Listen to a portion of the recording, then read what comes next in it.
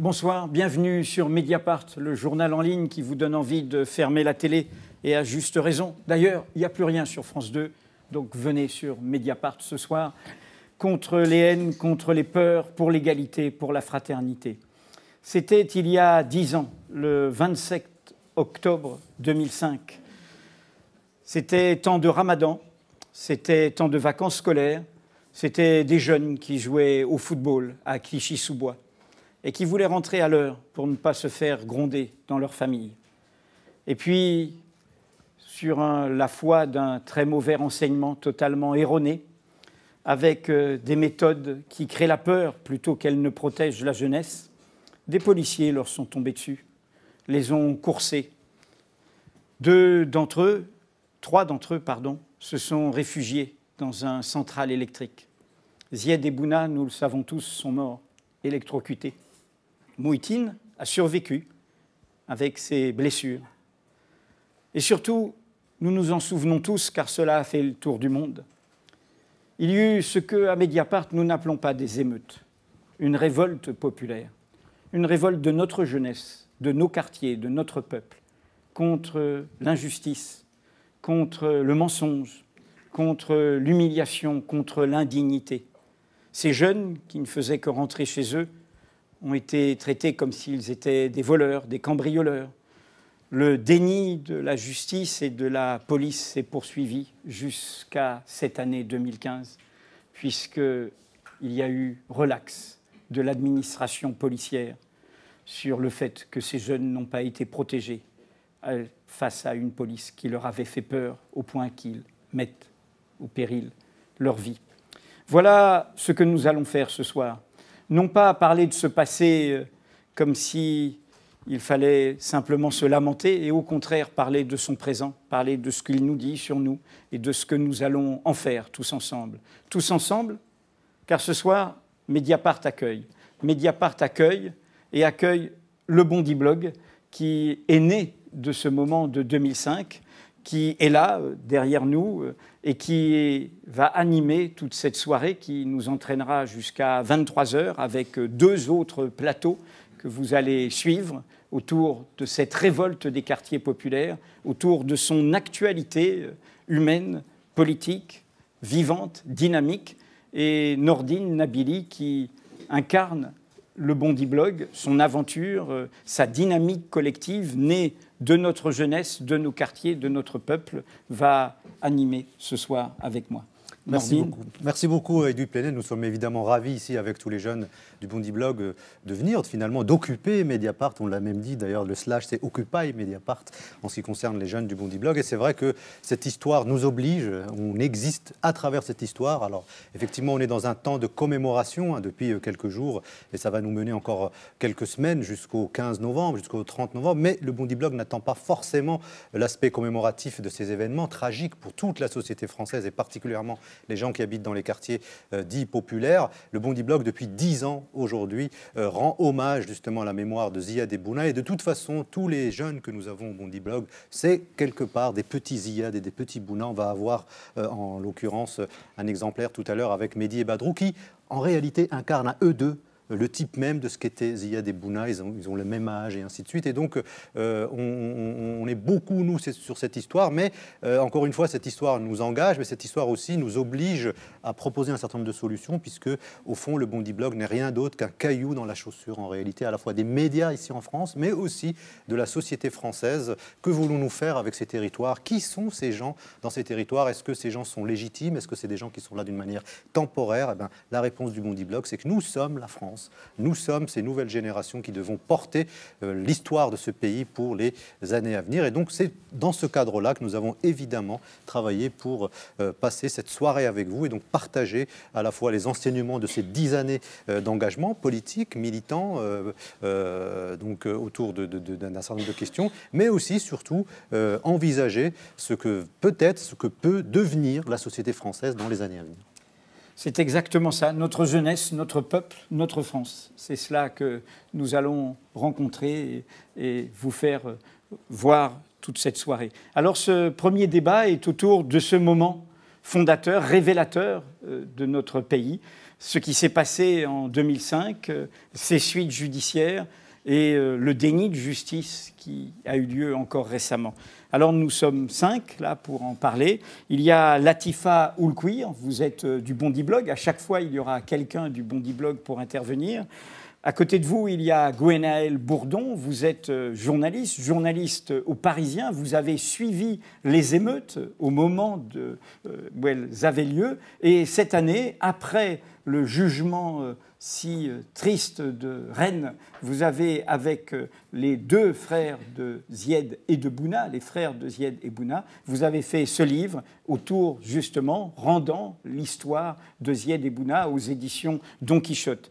Il devrait être là, il est bloqué par un retard de train de RER, justement de Clichy-sous-Bois, Siaka Traoré, le frère de Zied qui devait être là. Et à côté, il y a donc Adel Benna, qui est lui le frère de Bouna, qui voilà, ils seront tous les 2 et je pense que Siaka va nous rejoindre. Et à côté de vous, il y a celui qui fut avec Jean-Pierre Mignard votre avocat pendant toutes ces 10 années, Emmanuel Torgman. Emmanuel Torgman qui, avec Jean-Pierre Mignard, avait justement fait dans les tout premiers mois ce livre, qui est paru début 2006, l'affaire Clichy, mort pour rien, c'était déjà le bandeau, et c'est évidemment la question que nous nous poserons ce soir. Mort pour rien, évidemment, non, pas pour nous, et c'est l'actualité de leur mémoire et de ce que dit cette histoire que nous allons visiter. Alors, Latifa, j'ai envie de vous poser la première question. Vous étiez à Cherbourg à ce moment-là. Vous aviez 15 ans, j'ai vérifié l'information. Donc, j'ai envie de vous dire, voilà, qu'il y a 15 ans, comment ça s'est passé, comment vous avez vécu ça, et 10 ans après, aujourd'hui, votre témoignage. Effectivement, j'étais au lycée. Et vous parliez de Cherbourg, donc forcément, on se dit loin des problématiques, des quartiers, parce que voilà, ça se cristallisait surtout lors de la banlieue parisienne, et à raison. La ville de l'actuel ministre de l'Intérieur, j'ai oublié de le préciser. Cherbourg, exactement, il a le longtemps... maire était Bernard Cazeneuve. Voilà, c'est ça. Et en fait, c'est vrai que de prime abord, oui, on peut se dire, j'étais assez loin de tout ça, et en voyant ce qui se passait à la télé, en voyant du coup le décès de Zied et Bouna, et tout ce qui s'est enclenché ensuite. Voilà, il y a eu...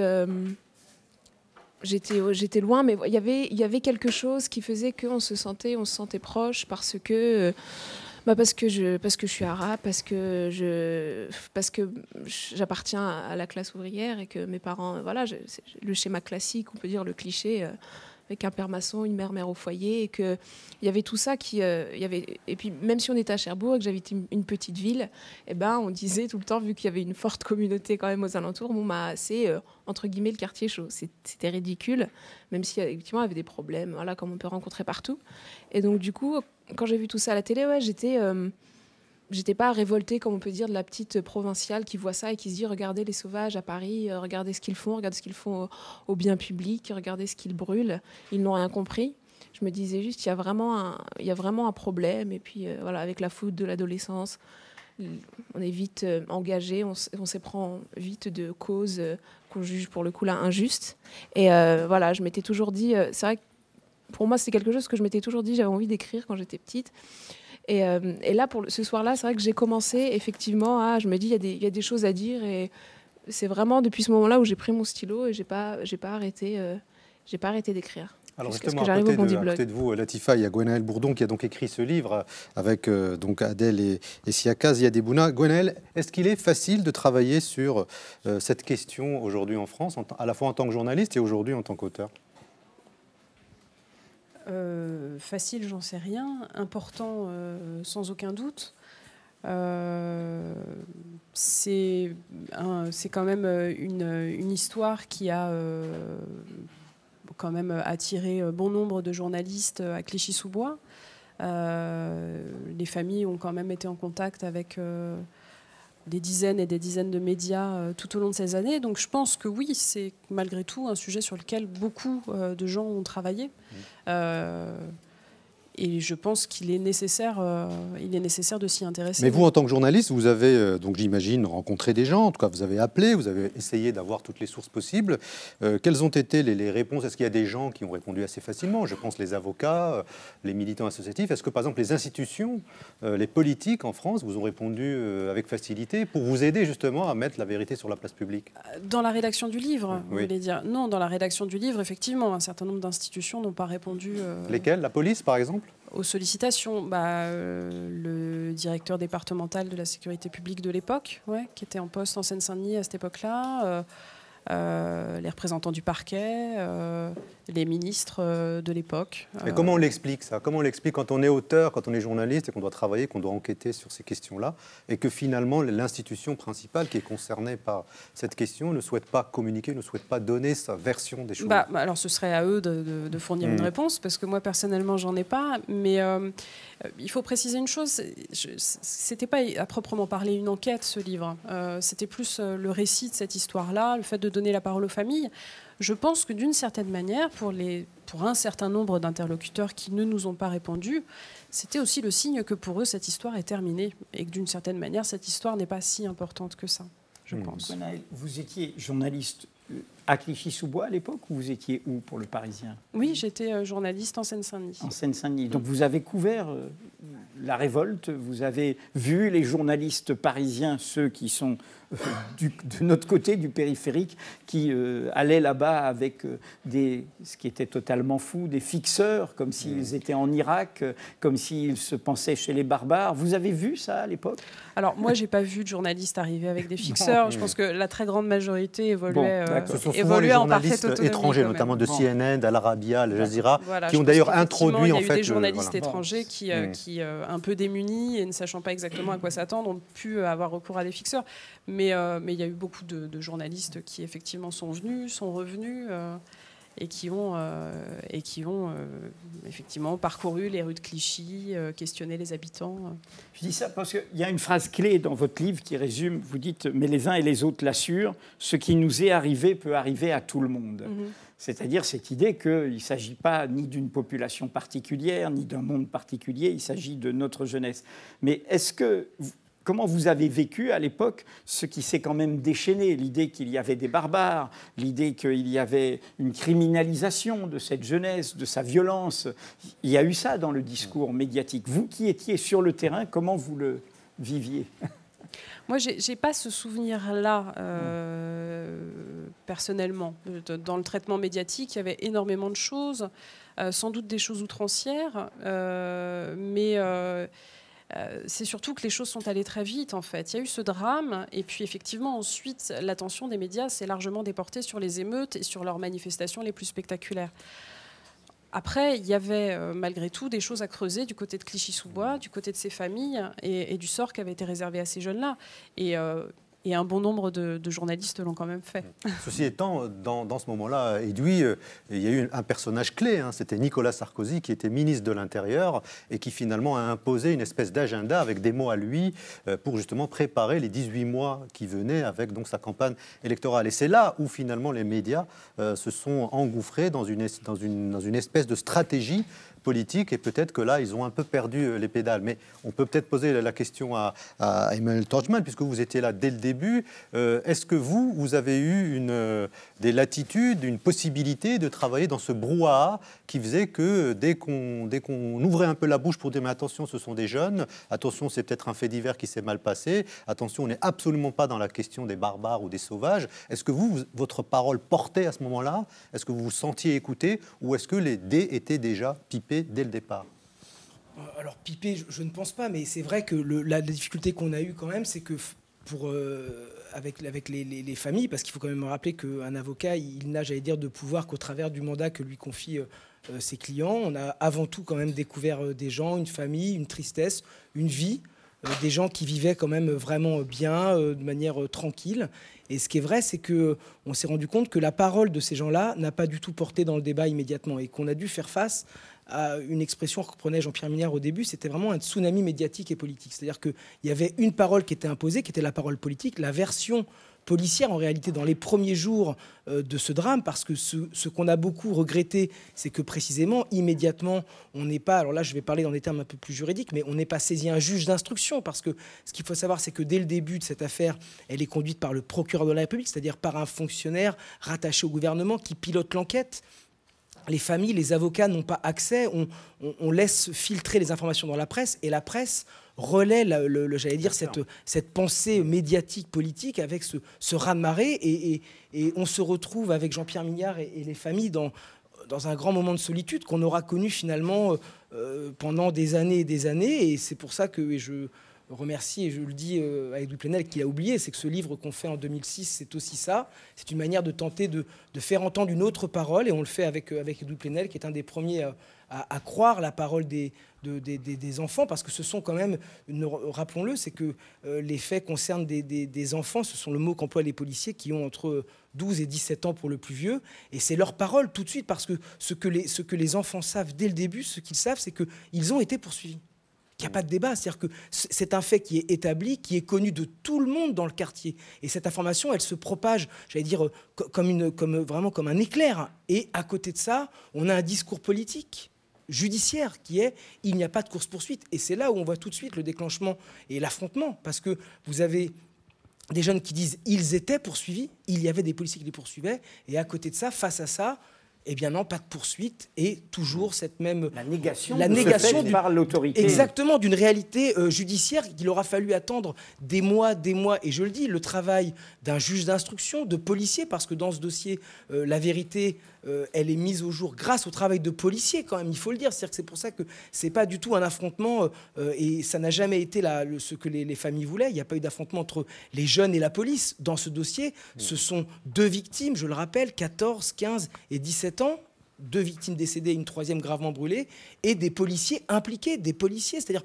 une affaire judiciaire, somme toute, assez classique. Emmanuel Torgemage, moi je veux revenir sur l'aspect moment de solitude. Qu'est-ce qui explique dans la société française en 2005, à un moment donné, il arrive ce drame, où il y a donc 2 morts, et on n'a que des familles avec leurs avocats, et on n'a pas un mouvement, c'est-à-dire un mouvement politique, des intellectuels, des penseurs, des sages, que sais-je encore, qui, à un moment donné, prennent la parole pour dire, mais attention, ce qui se passe, ce n'est pas seulement une affaire de course-poursuite entre des policiers et des jeunes. Que se passe-t-il dans nos têtes à ce moment-là pour qu'on dise, finalement, est-ce qu'au fond, pour retourner la question, est-ce que ce n'est pas finalement quelque chose de ne pas très grave que de voir mourir 2 gamins dans une banlieue comme Clichy-sous-Bois?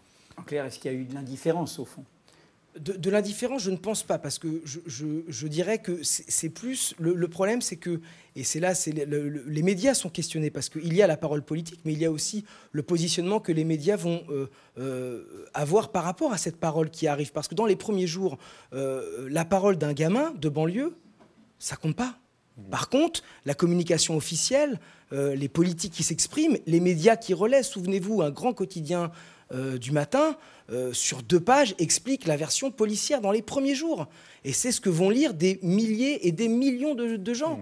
Et à côté de ça, vous avez des gamins de banlieue, mais j'allais dire des gamins des quartiers, des gamins comme les jeunes que je peux voir ici, qui vont dire mais c'est pas vrai. Qui vivaient, voilà, je veux dire, à la limite, moi à l'époque j'avais 10 ans de moins, j'étais un jeune, et je suis toujours jeune, et tout le monde, on est tous jeunes parce que c'est la tête quand même qui compte. Vous vivez, voilà, voilà, et notre parole, et pourtant on était et on est toujours un cabinet quand même avec des réseaux médiatiques, donc la parole que Jean-Pierre Mignard ou moi à l'époque on peut avoir, elle est entendue.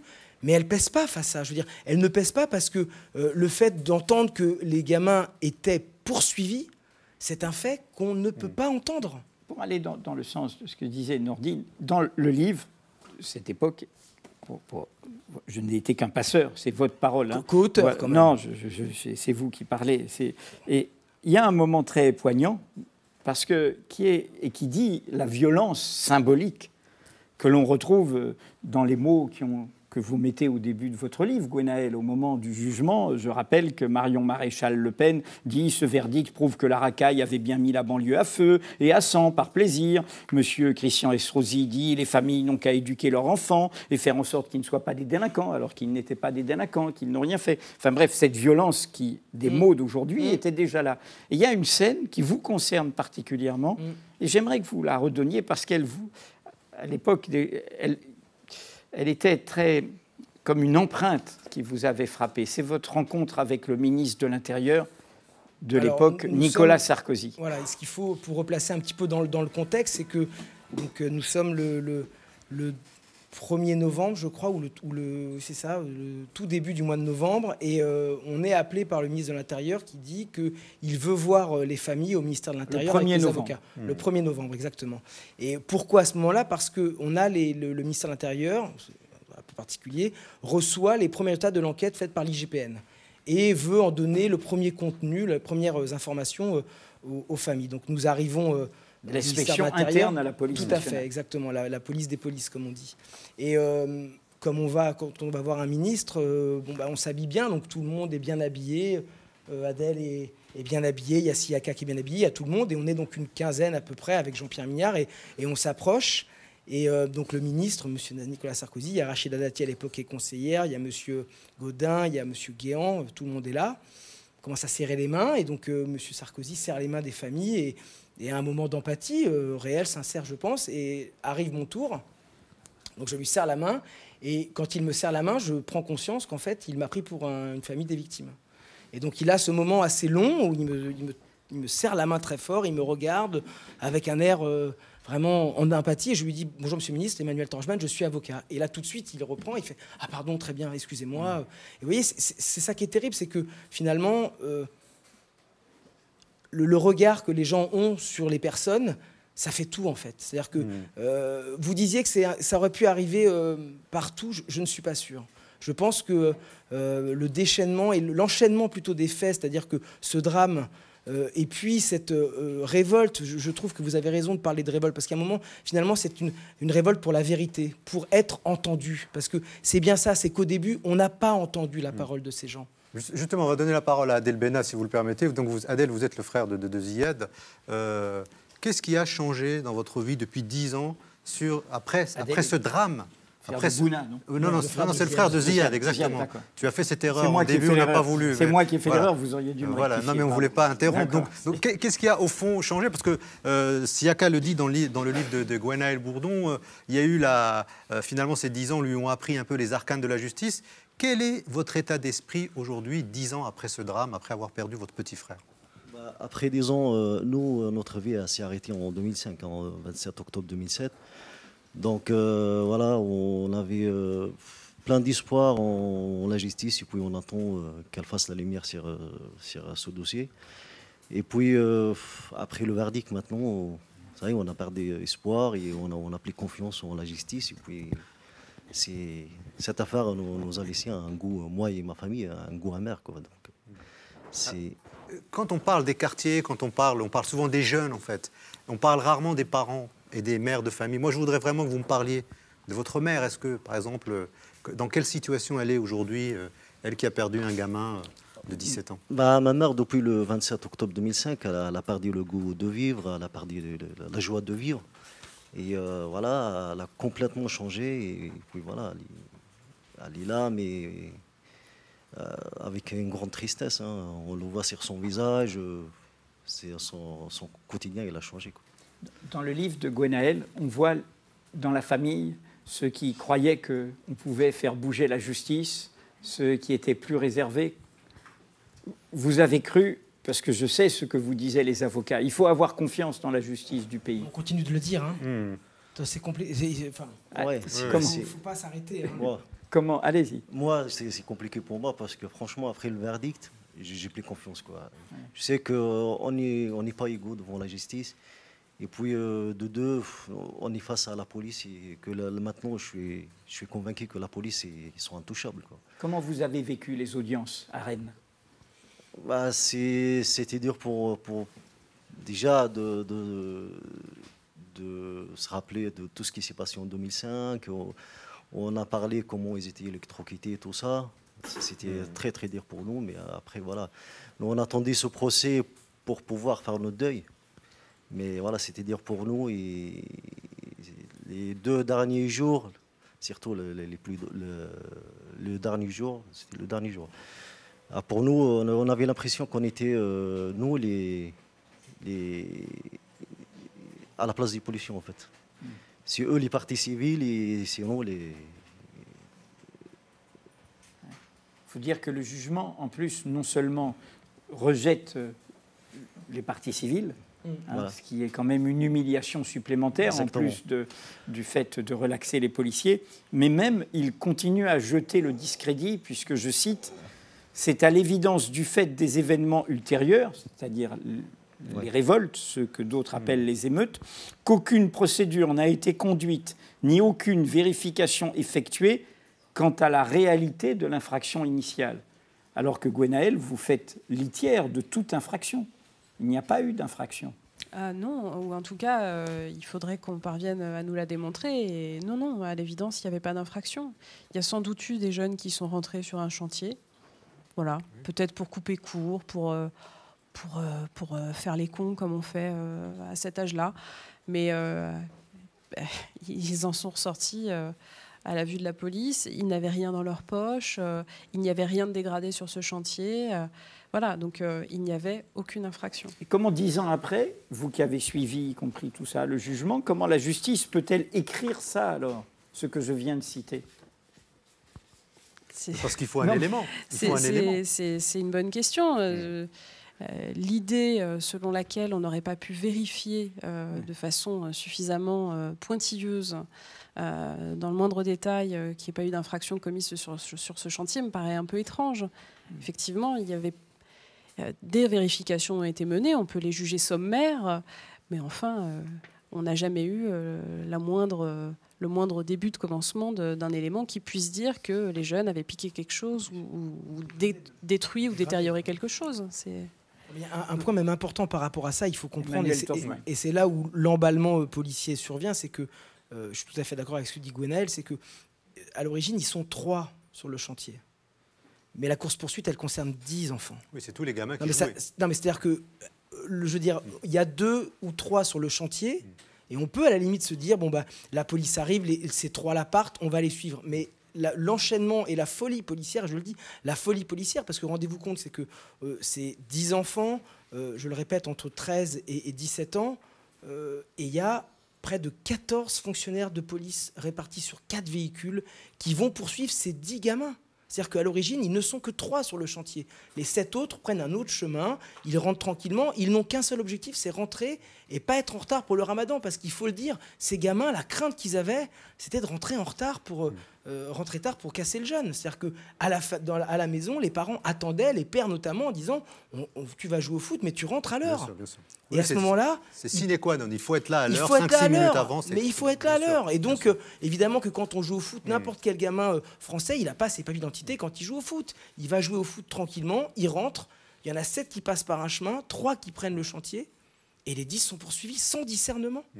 Et je voulais revenir sur ce que vous disiez, Edoui Plenel, c'est important parce que par rapport à la justice, parce qu'il faut quand même dire, parce que dans ce dossier, bien sûr que j'entends ce que dit, et les mots d'Adèle sont pour nous le signe un peu d'une défaite et d'un déchirement, parce que c'est 10 ans de bataille, d'une vraie bataille judiciaire. Rendez-vous compte que cette affaire Clichy, elle a été plaidée 5 fois déjà, devant 4 juridictions successives. Pour obtenir un procès. Et qu'aujourd'hui, parce qu'on a une décision de relax qui juridiquement qu'on va contester, mais néanmoins, on y est arrivé. On a eu au bout de 10 ans, c'est vrai au bout de 10 ans, mais on a eu un procès. Un procès qui s'est bien tenu, où il n'y a pas eu de débordement, alors qu'ils avaient mis en place un système policier pour contrôler. Tout s'est bien passé. La justice, elle est passée. Il y a session de relax, on la contestera, et j'ai confiance. Moi, je le dis encore devant vous. Vous la contestez où ? Devant la cour d'appel, parce qu'il n'y a plus de débat maintenant sur le fait de reprocher une infraction pénale aux policiers, mais les parties civiles ont, et c'est le droit pour tout le monde, d'avoir un double degré pour pouvoir examiner son préjudice, et le préjudice qu'elles ont subi, il faut qu'on démontre une faute. Donc on ira devant la cour d'appel. Mais là où va plus loin le tribunal, et c'est ce que vous disiez, c'est très important, il faut que les gens le comprennent, c'est que le tribunal ne se contente pas de relaxer les policiers, il leur dénie le statut de victime. Judiciairement, aujourd'hui, Adel Bena, Siaka, qui peut-être va arriver... Siaka Traoré nous rejoint, le frère de Bouna. Bonsoir. Attention, il y a un micro. Voilà. Eh bien, elles ne sont pas des victimes judiciaires. Et c'est là le problème. C'est pour ça que, effectivement, que je comprends qu'on ait des doutes et qu'on se dise, mais néanmoins, la justice, elle a néanmoins été là. Et il faut quand même. Pourquoi, on peut pas, parce qu'il n'y a plus de repères. Pardon, pourquoi Emmanuel Tangeman, il n'y a pas eu, par exemple, de commission d'enquête parlementaire en France, comme cela se passe, par exemple, en Australie, en Angleterre, où là, c'est le Parlement qui, à un moment donné. Mais moi, Nordine, je préfère que ce soit des juges qui statuent sur une infraction pénale et pas des politiques. Je le dis. Mais peut-être que si les politiques étaient là, on aurait pris symboliquement l'affaire comme une affaire aussi politique qui concerne toute la jeunesse de ce pays. Non, mais qu'il y ait un traitement politique de l'après. Mais il y a deux choses dans cette affaire, dans ce qu'on peut appeler l'affaire Clichy. Il y a ce drame et nous maintenons que c'était une infraction pénale, mais la justice a dit que ce n'en était pas une. Et il y a les suites qui, là, intéressent le politique, intéressent la démocratie, la société civile. Mais il faut que ce soit les juges qui statuent. Les juges sont les gardiens de nos libertés. C'est à eux de nous dire si, effectivement, tel comportement est une faute, ici pénale, ici civile. Mais si on commence à mettre les politiques dedans, vous l'avez vu que dans ce dossier, c'est ça qui crée le trouble. C'est l'intervention politique. Parce que si le dossier est traité, j'allais dire, comme il aurait dû l'être, comme n'importe quel autre dossier, impliquant des jeunes et certains fonctionnaires, on n'en serait peut-être pas là. Siaka Traoré, j'ai dit tout à l'heure que vous aviez eu un problème de RER qui avait été annulé. Vous arrivez de Clichy-sous-Bois, justement. Et on a rappelé toute l'histoire, son contexte. On en était au procès qui a eu lieu à Rennes en mai dernier et qui s'est traduit par ce que Maître Tangeman appelait une défaite. Et nous étions à ce moment... Et je sais que vous êtes très investi aussi dans l'éducation, les jeunes, etc. Par rapport à ces 10 ans de bataille que vous avez menés avec votre famille, avec Adel et sa famille, et avec Mouhitine, on voit vos coups de fil à Mouhitine qui n'assiste pas au moment du jugement dans le livre de Gwenaël Bourdon. Qu'est-ce que vous diriez aux jeunes aujourd'hui? Vous leur dites on ne peut plus avoir confiance dans la justice. Qu'est-ce que vous leur dites? Ou est-ce que c'est toujours utile de se battre, même si on perd des batailles? Comment, voilà, quel est vous qui ne vous comportez pas en victime, mais en citoyen, etc. Qu'est-ce que vous pensez qu'est-ce que vous dites aujourd'hui? Moi, je dirais de continuer. Il faut se battre. On ne peut pas se permettre de baisser les bras et subir de telles injustices jusqu'à maintenant, malheureusement. Et on se doit d'être un exemple. Après, maintenant, on a attendu 10 ans. Il y a eu cette relaxe, mais voilà, Adèle à côté de moi, mes avocats, Gwen, je peux que être fier d'eux et on peut être fier. Voilà, on est parti jusqu'au bout. Et que ça soit exemplaire à toutes les personnes qui subissent des injustices. Ce qui fait que, voilà, ne baissez pas les bras. C'est pas facile, hein. Faut faire preuve de patience et de calme. Parce que, voilà, les humeurs jouent. On n'est pas à l'abri du repos. On ne sait pas ce qui peut se passer demain, mais bon, voilà, avoir un comportement exemplaire. Parce que, ok, on peut être emporté par la colère, tout en étant nerveux, mais bon, ça ne va pas résoudre les choses. Est-ce que vous avez le sentiment que vos 10 ans de bataille, qui sont sur la mort de Zied et Bouna et les blessures très graves de Mouhitine, mais qui sont au-delà sur la révolte face à cette injustice qui a eu lieu dans tous les quartiers populaires, quel bilan, qu'est-ce que ça a fait bouger? Quelle ligne ça a fait bouger? Voilà, on sait qu'il y a eu un commissariat désormais à Clichy-sous-Bois qui n'avait pas, les policiers venaient de Livry-Gargan, mais qu'est-ce qu'il y a eu en plus que simplement un commissariat? On pourrait presque dire qu'est-ce qui est finalement est-ce que ça a été utile au moins pour quelque chose finalement tout ça? Et finalement on pourrait dire ils ne sont pas morts pour rien. S'il y aurait une justice, ils ne seraient pas morts pour rien, mais malheureusement ils ont trouvé la mort pour rien, parce que ce drame-là, fait générateur, était le réflexe de la peur.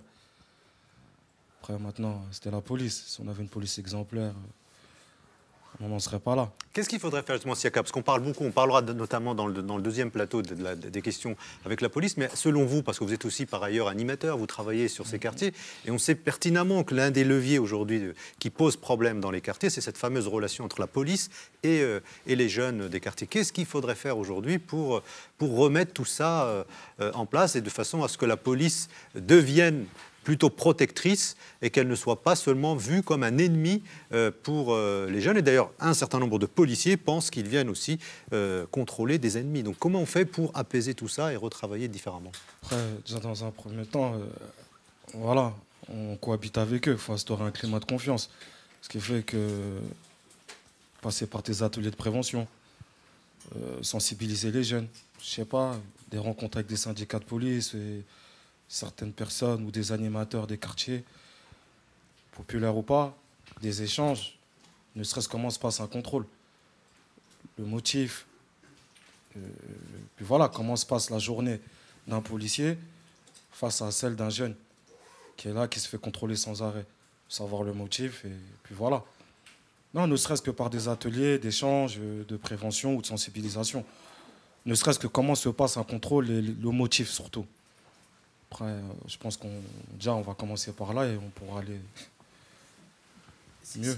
Moi, il y a un point important dans la question que vous posez, Nordine, c'est que si les policiers avaient connu les enfants, mais est-ce que tout le monde se serait couru, est-ce que les policiers auraient couru après les enfants, est-ce que les enfants auraient couru en voyant les policiers courir? Parce que ce dossier, c'est quand même ça, c'est des policiers qui courent, des enfants qui voient les policiers courir, qui se mettent à courir, mais si les policiers les avaient connus, en d'autres termes, cette police, on a une police qui est toujours sécuritaire, la police de proximité, mais c'est ça, et c'est là où, pour reprendre ce que disait Siaka, c'est que je ne suis pas convaincu que si les policiers avaient connu les gamins, on aurait eu ce drame, parce qu'à un moment, les policiers auraient pu dire « je les connais, c'est Bouna Traoré, il n'y a pas de problème, aucun souci, je le connais très bien, je m'en occupe, on appelle les parents, et on leur parle même ». Il faut savoir que dans ce dossier, et c'est ça qui est terrible, sur la course-poursuite qui dure près d'une vingtaine de minutes, 30 minutes, à aucun moment les policiers ne vont parler aux enfants. Jamais.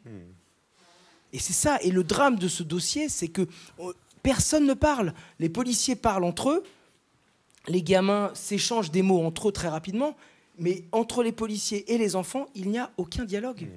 Si les policiers avaient connu les gamins, peut-être que les choses auraient été différentes. Sur cette question des quartiers, c'est souvent les médias qui parlent. En fait, il y a des gens qui se parlent à travers les médias d'une manière interposée, donc chacun interprète son message comme il le souhaite. Mais Latifa Oulkour, on parlait tout à l'heure, vous étiez, vous, du côté de Cherbourg, mais aujourd'hui, vous êtes en région parisienne. Est-ce que, par exemple, cette question entre la police et la justice et les jeunes, c'est une question qui taraude votre génération, ou est-ce que c'est peut-être juste quelque chose qui est une construction peut-être dans nos débats, alors qu'en réalité, ça se passe bien pour une majorité de jeunes dans les quartiers?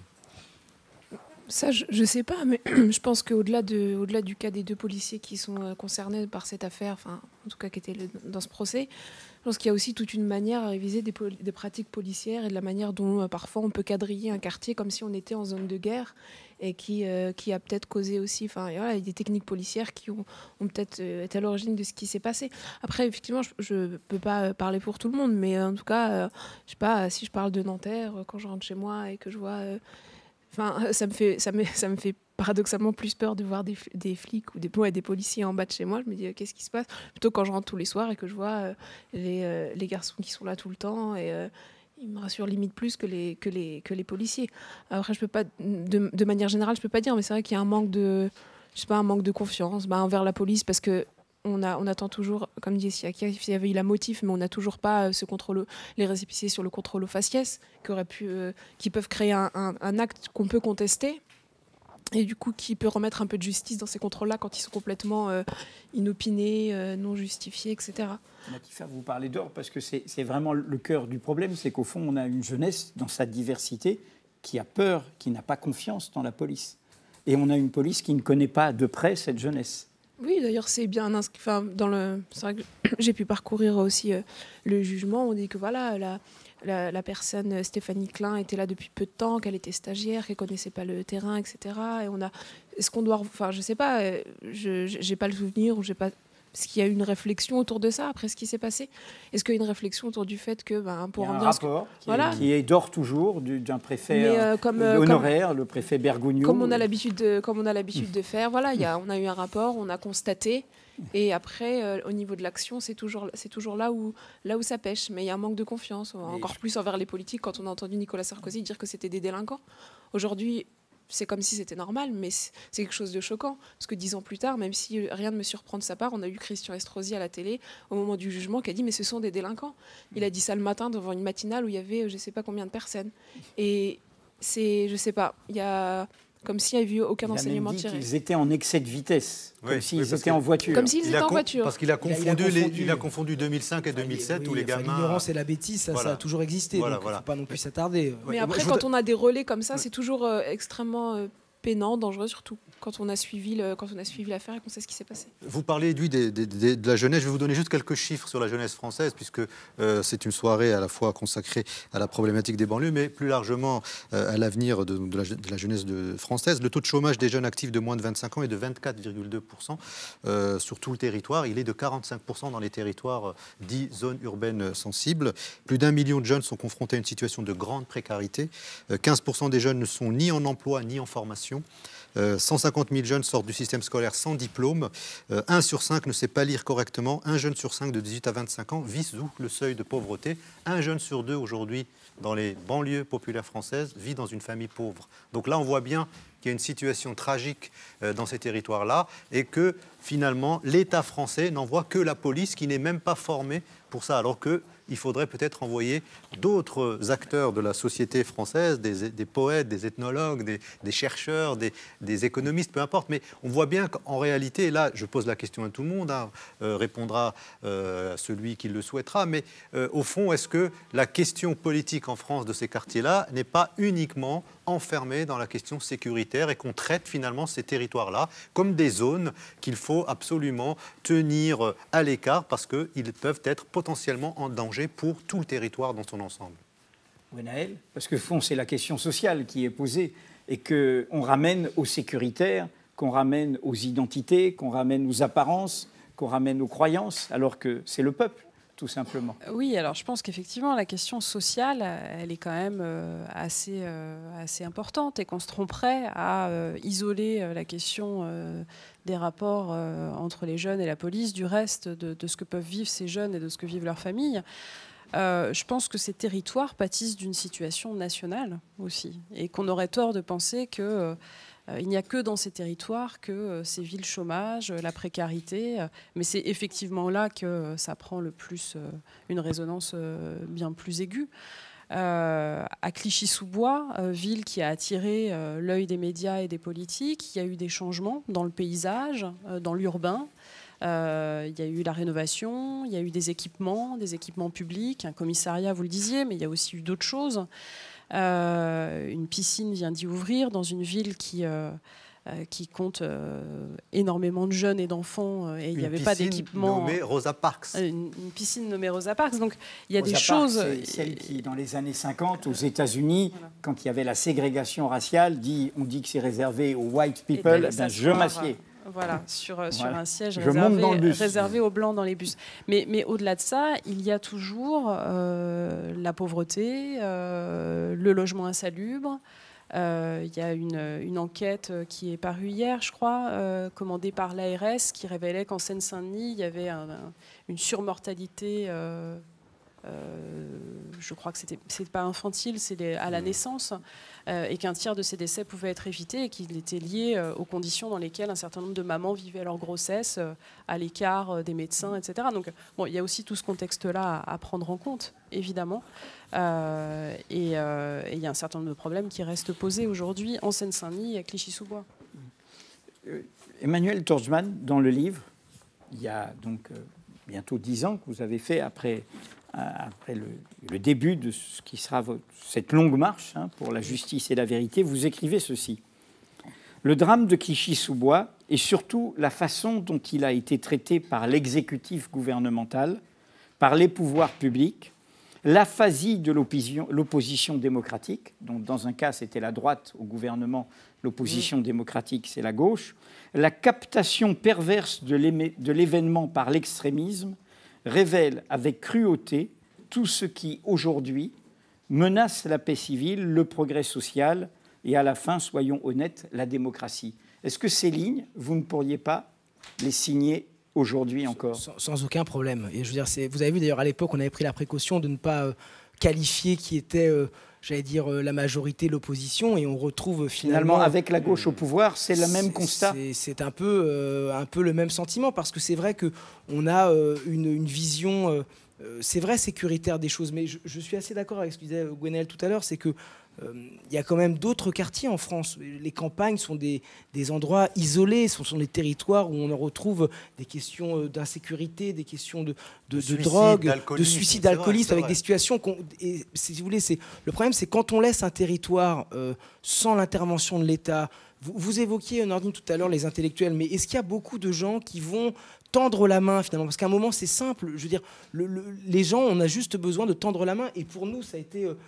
outre je vous l'ai dit, un chemin judiciaire compliqué, mais une découverte d'un monde pas très loin de chez nous, de gens admirables, avec une dignité, un courage, des leçons de vie. C'est ça qu'on a appris, c'est ça qu'on a découvert. Et à un moment, c'est peut-être aussi ça qu'il faut simplement dire. Allez voir, allons voir, échangeons, n'ayons pas peur. C'est une formule qu'on a beaucoup. Emmanuel Torgeman, c'est peut-être parce qu'en France, on considère finalement ces territoires et la composition, c'est-à-dire les habitants, qui sont à peu près entre 5 et 6 millions aujourd'hui, même voire peut-être plus, comme des gens de passage, alors qu'on en est à la 3e, voire à la 4e génération de personnes installées ici, donc des Français à part entière, et on considère que finalement, ces territoires peuvent être vidés du jour au lendemain de cette population, et donc on n'a pas forcément à investir, et donc ça pose la question de la légitimité, finalement, de la présence de ces citoyens, enfin même pas de citoyens, de ces gens, comme on dit, hein, de ces gens, alors qu'en réalité... on parle bien de 6 ou 8 millions de Français qu'on ne reconnaît pas comme des Français à part entière. C'est peut-être ça, finalement, le problème psychologique, voire psychanalytique de la société française vis-à-vis de cette nouvelle jeunesse, qui est une jeunesse colorée, qui a une autre couleur, qui a d'autres cultures, qui a d'autres origines. Sur le fait qu'on ne retrouve pas, qu'on ait un sentiment, que ces gens-là aient un sentiment de ne pas être égaux, je veux dire, il n'y a pas besoin de beaucoup de mots pour le démontrer. Mais c'est une vérité. C'est-à-dire qu'il y a effectivement... je parle de ce que je connais le plus, c'est-à-dire le droit. Le droit ne s'applique pas de la même manière lorsque on est dans le centre de Paris ou lorsque l'on est à l'extérieur de Paris. C'est une réalité. Il faut pas. Et c'est là où cette question, elle interpelle tout le monde. Elle interpelle le pouvoir politique, bien évidemment, en premier lieu, mais elle interpelle avant tout les gens, parce qu'il y a un moment où le pouvoir politique n'agit pas, c'est la société civile d'agir. Et c'est vrai que le bilan qu'on peut en faire aussi, c'est que pendant ces années, on a laissé tous ces quartiers tout seuls. Siaka, quelle est, au-delà de l'affaire judiciaire elle-même, dans cette rencontre avec vos avocats, c'est vous qui les avez appelés? Qui a choisi Torgeman et Mignard? C'est vous? C'est vous, Adèle? C'est vous qui avez choisi comme ça?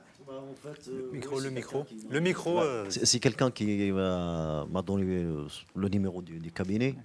Puis j'ai appelé le cabinet, puis ils m'ont dit de venir et qu'on discute, quoi. On se trouvait à l'époque rue de la Paix, vous voyez, voilà. C'était un beau symbole. Ouais. Et puis vous aviez ouvert une antenne aussi à Clichy-sous-Bois après. Qu'est-ce que, au fond, dans tout ce qui s'est passé, toutes ces rencontres avec une journaliste, avec des avocats, avec ceux qui se sont engagés, on va recevoir tout à l'heure les fondateurs du collectif Assez le Feu, tous les collectifs qui sont nés de cette histoire sur le contrôle aux faciès, sur tous les combats pour l'égalité. Bon, comment tout cela vous a... On essaie de faire bouger les lignes. Voilà, les mentalités changent, casse les inégalités. Voilà, il y a une prise de conscience. Il est temps de... Voilà, c'est comme si c'était une sonnette d'alarme. Il est temps de changer les choses. Voilà, qu'on soit acteur. On ne peut pas se permettre de subir des inégalités jusqu'au jour d'aujourd'hui, jusqu'à maintenant. Voilà, qu'il y ait un changement, en fait. Que le changement... Voilà, tout doucement, mais bon, j'espère qu'il y aura un résultat et que ça aboutira. Adèle? Moi, à l'époque, j'ai porté plainte parce que je pense que c'est un droit à tout le monde à saisir la justice. Et des fois, c'est un droit et c'est un devoir. On a senti aussi parce que ce problème-là, ce qui nous est arrivé, ça ne nous considère pas que nous. Donc, surtout les jeunes de la cité, des quartiers, et puis tous ceux qui étaient victimes d'une violence policière. Voilà.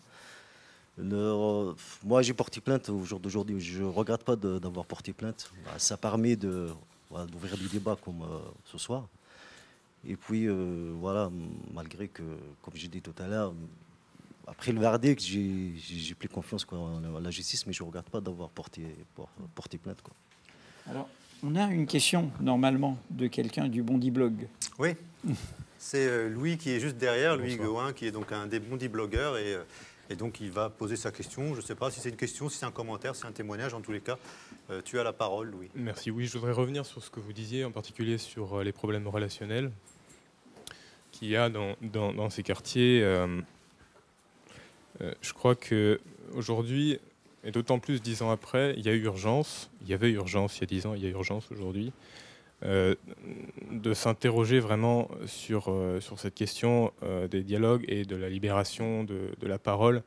C'est pas pour rien que dans des situations de crise à l'international vraiment très aiguës, par exemple en Afrique du Sud, il y a des gens qui ont réussi à faire avancer les choses par ce biais-là. Donc, d'une part, le problème institutionnel, je crois qu'on n'en parle pas suffisamment parce qu'effectivement, les associations dont vous faites partie, par exemple, vous, Siaka, jouent un rôle important dans l'expression et la réalisation. Enfin, c'est-à-dire que des jeunes qui peuvent se sentir démunis vont trouver une manière de s'exprimer, et en particulier, les associations structurent des modes de conflit. Et ça, c'est vital, parce qu'en structurant, ça c'est des grands sociologues qui le disent, en structurant le conflit, en lui donnant un mode d'expression institutionnalisé, eh bien, on évite son exacerbation par la violence, puisque après les événements tragiques, il y a eu des révoltes, et auxquelles aussi on s'est pas mal intéressé. Et il y a aussi un problème qui concerne, à mon avis, vraiment tout le monde en France. Tout à l'heure, vous disiez que la précarité n'était pas le propre des gens des quartiers urbains, mais aussi en zone rurale. Mais aujourd'hui, je crois que trop souvent, il y a une peur qui est trop forte, qui paralyse le dialogue, justement, la compréhension, et qui met en péril la cohésion sociale. Une peur non seulement du côté des incompréhensions, donc des idées reçues sur ce que sont et ce que vivent réellement les habitants des quartiers, mais une peur également d'une remise en cause, malheureusement, une peur qu'en s'interrogeant sur la manière dont est appliqué aujourd'hui l'idéal républicain, eh bien, on risque de menacer la légitimité de la République. Donc tout ça, c'est vraiment, pour beaucoup de jeunes, des discours de vieux. Et je crois qu'on a vraiment besoin de pragmatisme aujourd'hui. Et s'il y a un message à porter, c'est celui de demander à ce que, voilà, on prenne en compte simplement les besoins de manière vraiment pragmatique, donc des habitants, dans l'intérêt des quartiers, mais c'est pas communautariste, c'est-à-dire dans l'intérêt de la France. Parce que les problèmes des quartiers sont des problèmes auxquels personne n'est dispensé de ces problèmes. Merci. Donc il faut résister à la peur, être dans le concret et, si j'ai bien compris, s'engager. Est-ce que quelqu'une veut réagir à ce qu'a dit Louis, là ? Il a bien résumé, en fait. Il a bien résumé. Son propos. Ils vont nous accompagner. C'est une idée du Bondi Blog. C'est un tandem de choc. Mehdi Meklat et Badroudine Saïd Abdallah, donc dit Mehdi et Badrou. Voilà, c'est une marque. C'est une marque maintenant. Il paraît que ce sont des vedettes. On les moque un peu au Bondi Blog. On se demande s'ils n'ont pas les chevilles qui enflent. Bref, c'est à eux de faire la transition et je reviendrai juste après. À vous, Mehdi et Badrou.